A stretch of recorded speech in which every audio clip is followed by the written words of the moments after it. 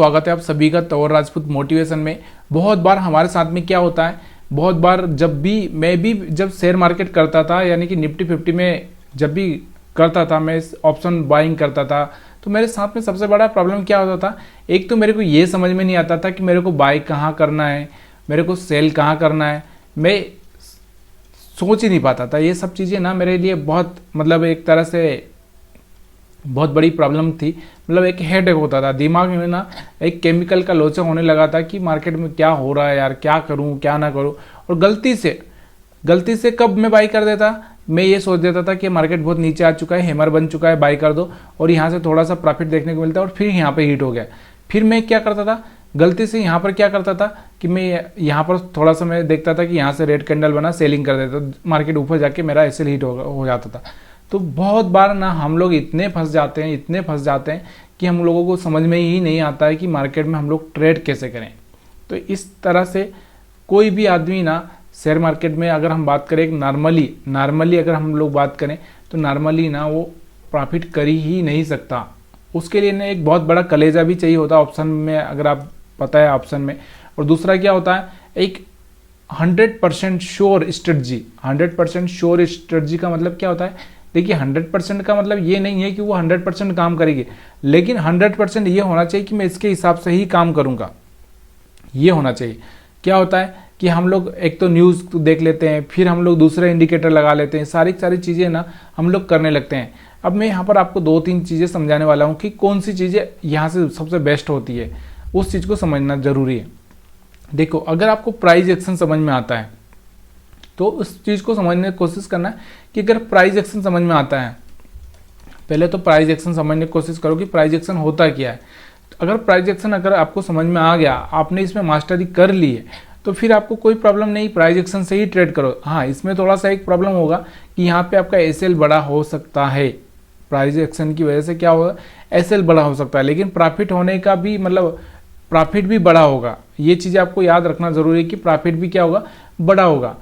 तो ये सब चीज़ें आपको याद रखनी बहुत ज़रूरी हो जाती है। उसके बाद में अगर हम बात करें इंडिकेटर बेस्ड ट्रेडिंग, तो इंडिकेटर खराब नहीं है, इंडिकेटर भी सही है, वो भी समय समय पर आपको सही बताते हैं कि भाई ये चीज़ें करना चाहिए, यहाँ से ऐसा हो रहा है।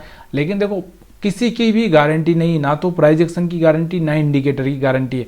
तो ट्रेडिंग का प्लान किस तरह से किया जाए, देखो कैसे प्लान करें, क्या सोचकर ट्रेडिंग करें, क्या सोचकर हम लोग ऑप्शन बाइंग करें, ऑप्शन सेलिंग करें, जो भी करना है, क्या सोचकर हम स्टॉक्स देखें। तो मैं आपको एक ही चीज़ बता रहा हूँ कि पहले अपने दिमाग का एक जो केमिकल है, उस केमिकल को फिक्स कर लो। क्या होता है कि अगर एक ही केमिकल अगर आपके दिमाग में चलेगा तो आप सही तरह से काम कर सकते हो। लेकिन अगर आपके दिमाग में मल्टीपल केमिकल, MACD हो या प्राइस एक्शन हो या फिर और किसी का कॉल हो, ये सब तो आप कभी पैसा नहीं बना पाएंगे। तो आज हम बात करने वाले हैं प्राइस एक्शन से और इंडिकेटर से। तो यहाँ पर आपको क्या सही लगेगा वो आप मेरे को खुद कमेंट करके बता सकते हैं। तो यहाँ पर आप देखो, यहाँ से मैं क्या करता हूँ, प्राइस एक्शन की बात करता हूँ। तो प्राइस एक्शन की अगर मैं बात करता हूँ तो थोड़ा सा मेरे को चार्ट को बड़ा करना पड़ेगा, ठीक है।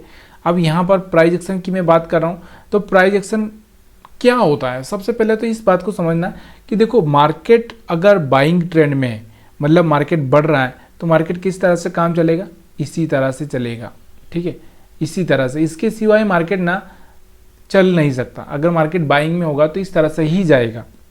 आप सोच रहे कि इस तरह से मार्केट चला जाएगा, ऐसा नहीं है। मार्केट ऐसे ही चलेगा, वो बढ़ेगा तो भी ऐसे ही चलेगा, और मार्केट गिरेगा तो भी इसी तरह से ही चलेगा। ऐसा नहीं कि डायरेक्ट इस तरह से चला जाएगा। तो यहाँ पर आपको देखना है कि यहाँ पर आप देख सकते हो कि यहाँ पर अगर मैं एक तरह से एक ट्रेंड लाइन भी इस तरह से ड्रा कर दूँ, इस तरह से आपको देखने को मिल रही होगी। तो ये ट्रेंड लाइन एक मैंने ड्रा कर दी। तो इस पर क्या हो रहा है कि मार्केट कैसे चल रहा है, ऊपर गया, थोड़ा सा नीचे आया, फिर ऊपर गया, फिर थोड़ा ज़्यादा नीचे आया, फिर ऊपर गया, फिर नीचे आया, फिर ऊपर गया, फिर नीचे आया, फिर ऊपर गया, फिर नीचे आया, और फिर ऊपर गया, फिर नीचे आया, फिर ऊपर गया, फिर नीचे आया, फिर ऊपर गया, फिर नीचे आया। तो हर बार आपको एक चीज़ देखने को मिल रही होगी कि यहाँ से क्या हो रहा है, हर बार मार्केट क्या कर रहा है, कहीं न कहीं इस लाइन के आसपास आकर सपोर्ट ले रहा है।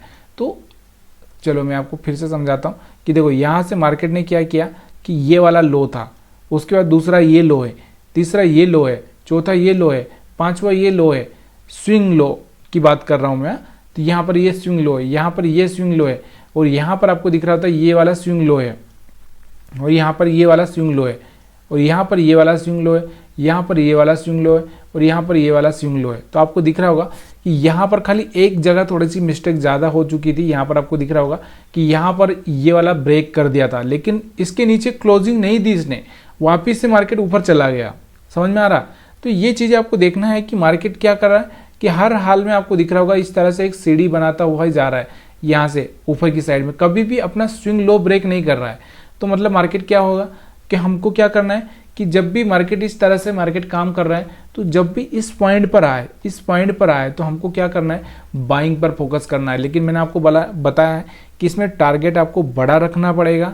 दूसरा क्या है, यहाँ पर आप ना ऑप्शन बाइंग तो कर ही नहीं सकते, ऑप्शन बाइंग की बजाय आपको ऑप्शन सेलिंग में ही जाना पड़ेगा। क्यों जाना पड़ेगा? क्योंकि आप ऑप्शन सेलिंग में एक रेंज बना सकते हैं, मतलब देखो यहाँ पर मैं आपको एक रेंज बनाना सिखाता हूँ, थोड़ा सा इस चीज़ को समझने की कोशिश करना कि जैसे मार्केट ये है, ये इस तरह से मार्केट चल रहा है, तो आपको पता है कि ये वाला जो पॉइंट है, इस पॉइंट पर क्या होगा, कि मार्केट ये ऊपर जाएगा और नीचे आएगा, थोड़ा सा यहाँ तक आ सकता है। तो आप क्या कर सकते हो कि जैसे मान लो कि यहाँ पर 21,000 है, तो यहाँ पर आप क्या करोगे, 21,000 की यहाँ पर एक रेंज बना लोगे, और यहाँ पर आपको दिख रहा है ऊपर की साइड में 22,000 है, तो 22,000 की, तो 21 और 22 के बीच की रेंज बना के आप एक अच्छा सा ट्रेडिंग प्लान कर सकते हो। तो ये चीज़ें आपको समझना बहुत जरूरी हो जाता है। तो उस हिसाब से भी यहाँ पर आप प्राइस एक्शन से समझ सकते हो। तो प्राइस एक्शन आपको समझ में आ रहा होगा। अब यहाँ पर देखो, यहाँ से मार्केट में क्या हो गया, चाल यहाँ से मार्केट ने क्या किया, ऊपर गया, नीचे आया, फिर ऊपर गया, फिर नीचे आया, फिर यहाँ से मार्केट क्या करेगा, थोड़ा ऊपर जाएगा, फिर नीचे आएगा। अब इसको नीचे ही जाना होगा, तो इस तरह से यहाँ से प्लानिंग करेगा। तो इस पॉइंट पर आप रेंज बना सकते हो, ठीक है। तो यहाँ पर आपका एक बार एसएल होगा, लेकिन बार बार आपको प्रॉफिट होगा। तो ये प्राइस एक्शन हो गया। अब हम बात करते हैं इंडिकेटर बेस्ड अगर हम बात करें तो देखो यहाँ से मैं 2 इंडिकेटर लगा लेता हूँ, थोड़ा सा एक मैकडी भी लगा लेता हूँ, क्योंकि आपको ये सब चीज़ें समझ में आना चाहिए, तभी जाके आपको ना लगेगा कि किस तरह से हमको ट्रेडिंग करना चाहिए। मैकडी, तो यहाँ से मैकडी का यूज कर लेते हैं हम लोग थोड़ा सा, क्योंकि ये एक अलग इंडिकेटर भी है। तो यहाँ से आप देखो मैकडी की अगर मैं बात करूँ तो ये देखो, यहाँ से आपको दिख रहा होगा मैकडी ने यहाँ पर आपको बोला कि यहाँ से बाई करो, तो यहाँ से आपको दिख रहा होगा, तो यहाँ पर आपको दिख रहा होगा। यहाँ से अगर हम बात करें तो यहाँ पर बाई करने के बोला, तो यहाँ से आपको मैकडी के हिसाब से तो आपको बाइंग करनी ही पड़ेगी। तो यहाँ से आपने बाइंग की, छोटा सा प्रॉफिट आपको मिला।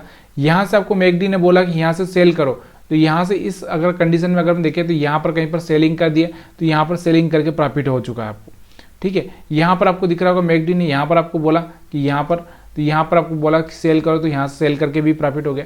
तो कहीं ना कहीं मैकडी हो या फिर 20 मूविंग एवरेज हो, अब यहाँ से मूविंग एवरेज की बात करें तो मूविंग एवरेज के नीचे आ चुका, तो यहाँ पर आपको सेलिंग का बोला, फिर यहाँ पर आपको सेलिंग का बोला, यहाँ पर आपको बाइंग का बोला। तो यहाँ से मूविंग एवरेज भी वही काम कर रहा है, मैकडी भी वही काम कर रही है। यहाँ से ये बार से अगर देखें तो ये बार से भी वही काम कर रहे हैं। तो इसमें क्या होता है कि हमको डिसीजन लेने में, देखो एक जो प्राइस एक्शन होता है ना, उसमें डिसीजन लेने में उसका जो स्टॉप लॉस है वो बड़ा हो जाता है। और यहाँ पर अगर हम बात करें इंडिकेटर बेस्ड की अगर हम बात करें तो यहाँ से ना देखो, यहाँ से आपको दिख रहा होगा कि जैसे ही ये बार बना, ये वाला जो बार आपको दिख रहा होगा, तो यहाँ और यहाँ से आपको एक क्रॉस ओवर होता हुआ दिख रहा है, तो यहाँ से हम क्या कर सकते हैं, सीधे यहाँ पर बाइंग में जा सकते हैं। जैसे ही ये बार नीचे बना और यहाँ से क्रॉस और यहाँ पर जो लाइनों के बीच में होता हुआ दिख रहा है, तो यहाँ से हम लोग सेल कर सकते हैं। समझ में आ रहा होगा आपको। फिर यहाँ से आपको बार बनता हुआ ऊपर दिख रहा है, तो हम बाइंग कर सकते हैं अगर हमको लग रहा है तो। यहाँ पर आपको दिख रहा है, तो यहाँ पर आप देखोगे यहाँ से जो बार से नीचे बना, तो यहाँ पर आप सेलिंग कर सकते हो यहाँ पर। तो ये सब चीज़ें आपको देखने को मिल रही है, तो ये सब चीज़ें आप कर सकते हो। लेकिन आपको क्या बोल रहा हूँ मैं कि देखो, ये सब चीज़ें करने के लिए आपको सबसे पहले ना आपको एक चीज़ें का हमेशा ध्यान देना पड़ेगा कि एसएल और प्रॉफिट मैनेजमेंट, मतलब यहाँ पर रिस्क रिवार्ड को आपको समझना पड़ेगा। यहाँ से आप देखोगे, यहाँ से आपको दिख रहा होगा बाइंग होता हुआ, यहाँ से आपको बाइंग होता हुआ, तो यहाँ से आपको दिख रहा होगा यहाँ से मार्केट ऊपर की साइड में गया। उसके बाद आपको दिख रहा होगा यहाँ पर सेलिंग होता हुआ, तो यहाँ से आपको दिख रहा होगा सेलिंग में मार्केट नीचे आता हुआ दिख रहा होगा। यहाँ से बाइंग, तो यहाँ से आपको बाइंग में दिख रहा होगा।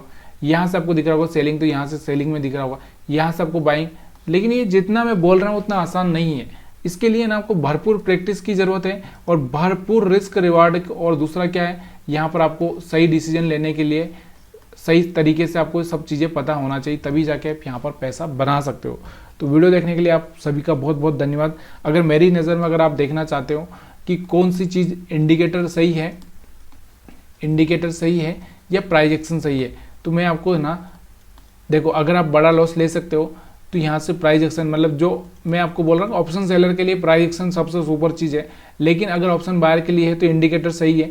और इंडिकेटर के साथ साथ अगर आपको ये भी चीज़ें, आपको थोड़ी सी प्राइस एक्शन समझ में आ जाए कि मार्केट किस डायरेक्शन में, तो यहाँ पर इंडिकेटर आपको एक डबल हेल्प कर सकता है। तो दोनों ही चीज़ें यहाँ पर आपके लिए बहुत बढ़िया हैं, लेकिन आपको ये देखना है कि आपके लिए क्या सूट करता है और किस तरह से आपको ट्रेडिंग करना है। तो ये वीडियो सिर्फ एजुकेशन पर्पज़ के हिसाब से बनाया गया है, यहाँ पर मैं किसी को बाइंग सेलिंग की सलाह नहीं देता हूँ, तो इसलिए खाली यहाँ पर मैं आपको समझाने की कोशिश कर रहा हूँ। तो वीडियो को सिर्फ एजुकेशनल के हिसाब से आप ट्रीट करिएगा। वीडियो देखने के लिए आप सभी का बहुत बहुत धन्यवाद।